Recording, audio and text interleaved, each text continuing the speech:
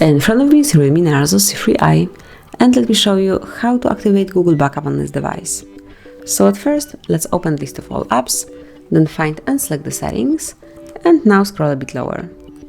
Then go to additional settings, and here you will notice at the bottom of the list Backup and Reset Smoothly Marked.